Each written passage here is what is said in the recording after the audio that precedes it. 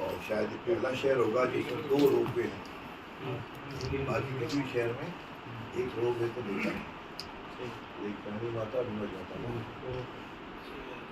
अच्छा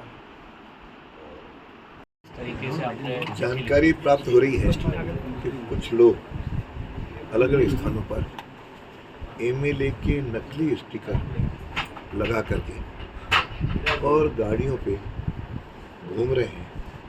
यह बड़ा ही चिंताजनक और पीड़ादायक विषय है। इस संदर्भ में प्रशासन को भी बताया और प्रशासन से आग्रह करूंगा कि ऐसे लोगों के खिलाफ कठोर से कठोर कार्रवाई तो करें, गाड़ी तो जब्त करें, लेकिन साथ में उनके खिलाफ जालसाजी के मुकदमा भी चलाएं ताकि दूसरा कोई इस प्रकार का प्रयास न कर सके और इस बीमारी का भी इलाज हो सके। विधायकों से किस तरह की अपील करेंगे, वे किस तरह इस मुहिम में आपके साथ आ सकते हैं, कैसे बचा जा सके इस मुद्दे पे? हाँ, इस मुद्दे पे तो उनकी जानकारी में भी नहीं होगा। अच्छा। क्योंकि हमने एक कार MLA को एक ही कार का पास दिया है, जो इस प्रकार का इस बार उसमें होलोग्राम वगैरह सब लगे हैं कि उसकी नकल भी नहीं हो सकती। तो यदि उनके भी निगाह में आए तो वो भी इसमें सहयोग करें, और निगाह में नहीं है तो पता करें कि उनके क्षेत्र में कौन इस प्रकार का उपयोग कर रहा है, उसको रोकने में सहयोग करें। विधानसभा में पेपरलेस करने के लिए किस तरह से अभी विधानसभा में नीवा का एक प्रोजेक्ट हमने लिया है, उसके तहत हर विधायक के सिटिंग सीट पर एक iPad लगेगा। शुरू हो गया है, वायरिंग शुरू हो गई है, मुझे लगता है 1 महीने भर के अंदर वो पूरा प्रोजेक्ट तैयार होगा। और एक iPad हमको घर के लिए भी देंगे ताकि वो घर से भी काम कर सके, ताकि उसमें किसी पेपर लाने की जरूरत नहीं, क्वेश्चन भी उसी पे आएगा, आंसर भी उस पर आएगा, बाकी सारी कार्रवाई विधेयक वगैरह भी उस पर आएंगे।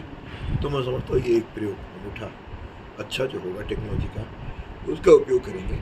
साथ में विधायक जो उस दिन बोलता है, हम उसी दिन उसको शाम को उस पेन ड्राइव में उसके सारा भाषण में हम दे रहे हैं तो अपने क्षेत्र में उसका उपयोग कर सके, ताकि राजस्थान की विधानसभा धीरे धीरे पेपरलेस बनते हुए नई टेक्नोलॉजी के साथ जुड़ जाए।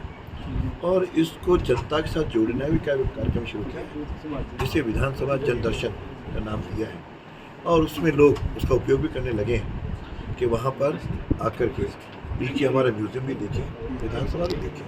हाँ, उसके सुरक्षा के मापदंड हैं, उसको ध्यान में रखते हुए तो उनको एंट्री मिल रही है, लेकिन धीरे धीरे जन जुड़ रहा है। पहले दिनों हमारे म्यूजियम विधानसभा देखने के लिए लगभग 6-7 हज़ार लोग आ गए हैं, जो कभी एक समय में गिनती के लोग आते, लोग विधानसभा से दूर रहते हैं। तो वहाँ तो ऐसी बिल्डिंग है केवल जिसमें केवल जो विधानसभा में और जनता के साथ यूथ में भी आए।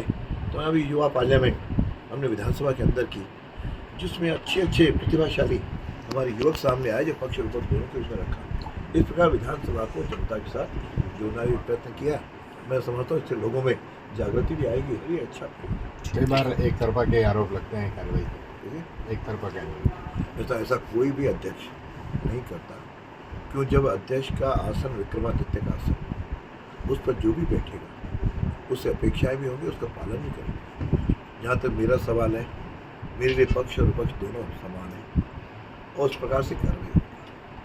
और जितना अधिक मेरी दोनों से अपील होती है कि सदन में गतिरोध ना आए, इसका प्रयत्न हो, और मान लो आ जाए तो आपस में बैठ करके उसका समाधान भी किया जा सके, जो हमने प्रयत्न किया हुआ भी है। और पक्ष और विपक्ष दो मत रहे। विपक्ष का मत होगा सत्ता की बातों के कमियों को हम उजागर करें, उनका कर्तव्य भी है।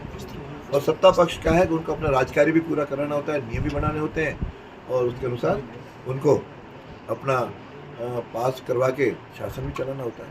इसलिए दोनों पक्ष को भी चाहिए कि विपक्ष के कोई अच्छे सुझाव आए, उसको कार्य रूप में लें, और विपक्ष को भी चाहिए जो अच्छे काम सरकार करे उसका समर्थन करे। हर बात के लिए आलोचना करना या हर बात ही को ठीक रखना, ऐसा कई बार संभव नहीं होता। इसलिए मैं कई बार, एक बार जो मैंने कहा अभी कि हम सब सदन की गरिमा, मर्यादाएं, परंपरा बनाने के लिए कटिबद्ध बनेंगे, और हमारे सामने ही रहे कि सदन की गरिमा हमारे लिए सर्वोपरि है, तो शायद ये सब चीज़ें धीरे धीरे ठीक होंगी। फिर भी आज राजस्थान विधानसभा कई राज्यों की विधानसभा की तुलना में अच्छी है। धन्यवाद। Thank you. कई बार मैं अपने आप को देखता हूँ तो कम आता है, लेकिन साथ में इतना भी है कि मैं मूल रूप से अध्यापक रहा हूँ। 30 वर्ष तक मैंने बच्चों को पढ़ाया, अध्यापन का काम किया है, और फिर जिस संगठन से मैं आता हूँ उसमें भी अनुशासन पे बहुत अधिक मेरे को नसीहतें मिली हैं। तो मेरे से अनुशासनहीनता बर्दाश्त नहीं होती, इसलिए उसको नियंत्रण करने के लिए कई बार गुस्सा भी होना पड़ता है।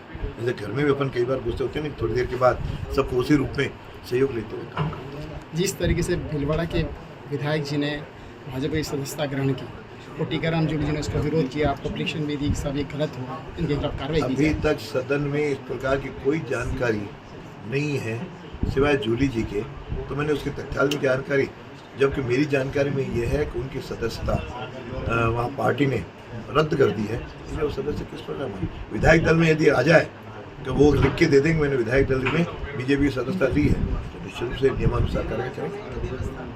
Thank you.